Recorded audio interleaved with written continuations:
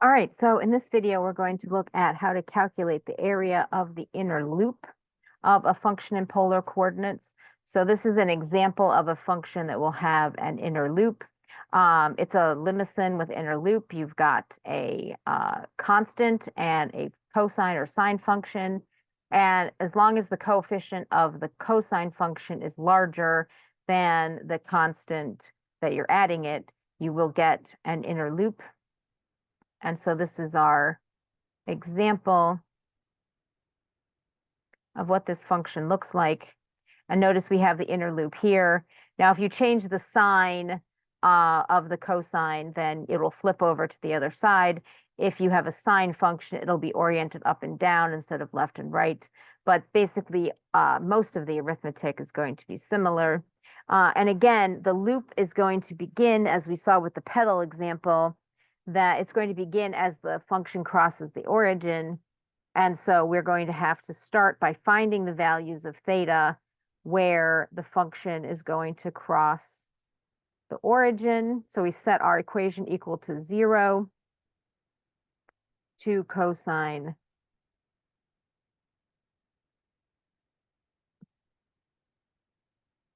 theta equals -1.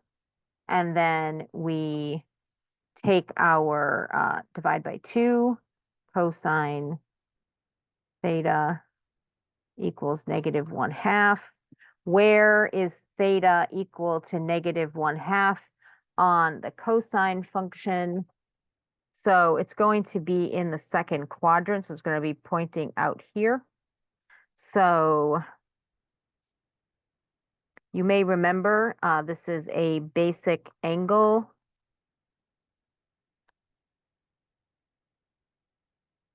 So it looks like it's going to be 2 pi over 3. Yes. So theta will be 2 pi over 3.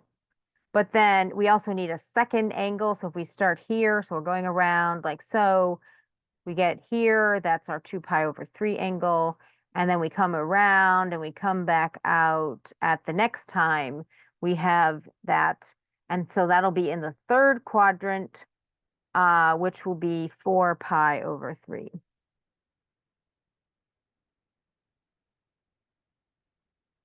So those are our two angles. Now, once we have that information, then we can set up our area formula. And again, our integral, we have our angles. And in polar coordinates, we have to square the radius to calculate the area. And so if we plug that information in, we're going to end up with,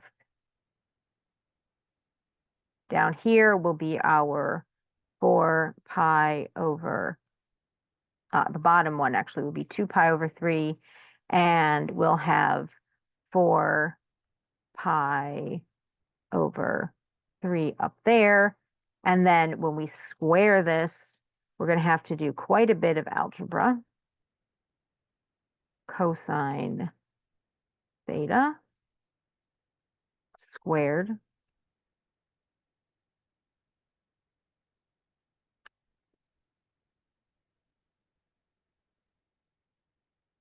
now we can, as we saw with the pedal, we can apply some symmetry here to make things hopefully a little bit easier in the long run. This pedal is divided by the x-axis, and the angle that's in between these that represents the x-axis is pi. And so we could double our integral using polar symmetry and go from 2 pi over 3 to pi, or vice versa. the worst that can happen is we'll have a sign difference, but hopefully when we plug in pi, things will be a little bit easier for us to evaluate it rather than having to plug in 2 pi over 3 and 4 pi over 3 on both endpoints. And that's the only reason that we're doing this. And so which side of the thing that you end up taking of the loop doesn't really matter. All right, so we're going to cut it in half, get rid of that coefficient on the outside, and then we're going to have to distribute, square, FOIL out our function here because it's not just one term. We can't just square it term by term. We have to FOIL it out. So 1 times 1 is 1. 1 times 2 cosine theta is going to be 2 cosine theta. And then the other combination of 1 and cosine theta, that's going to get us 4 cosine theta. And then squaring 2 cosine theta times 2 cosine theta, we're going to get 4 cosine squared of theta.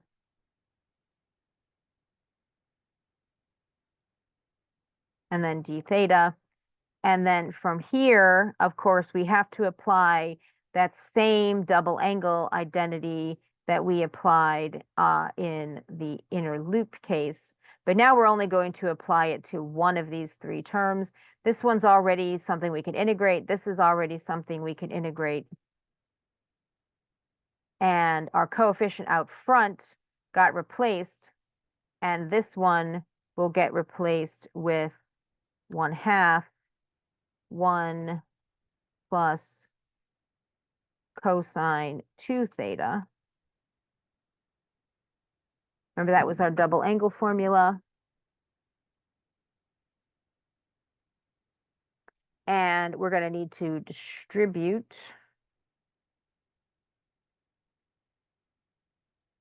And when we distribute, we're going to end up with 4 times the half is 2. So 1 times 2 is 2. And then 2 times cosine 2 theta will be cosine 2 theta.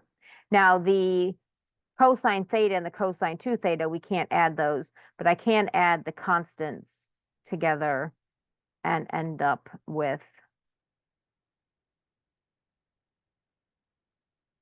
2 and 1 is 3.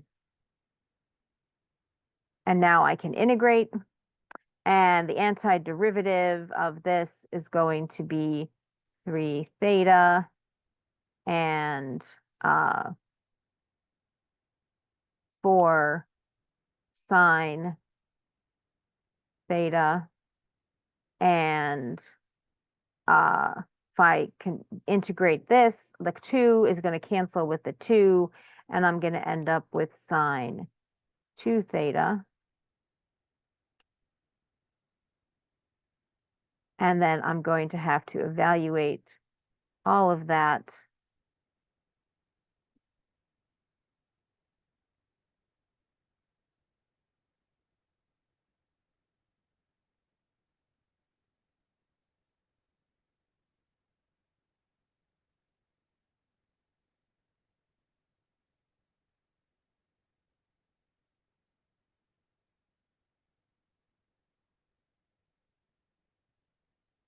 between 2 pi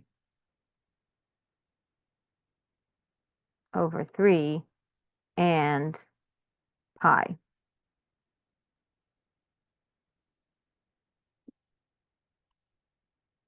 So if I plug in pi, I get 3 pi, and 4 times sine of pi is 0, and sine of 2 pi is also 0, and then minus 3 times 2 pi over 3, and minus 4 of sine of 2 pi over 3, and minus sine of 4 pi over 3.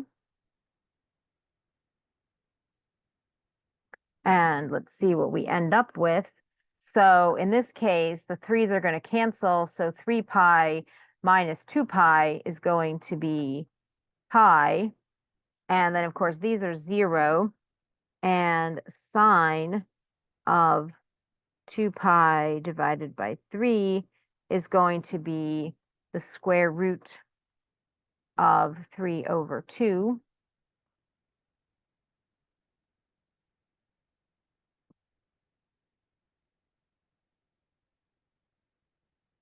And then sine of 4 pi over 3 will be negative square root of 3 over 2.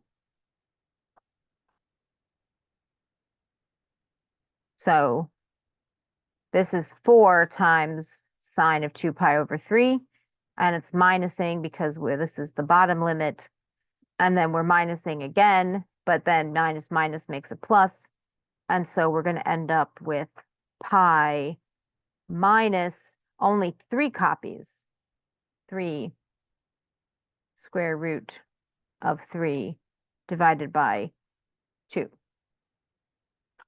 Because this is 4 copies of 3, and then we're adding back 1 copy, so we have only 3 copies.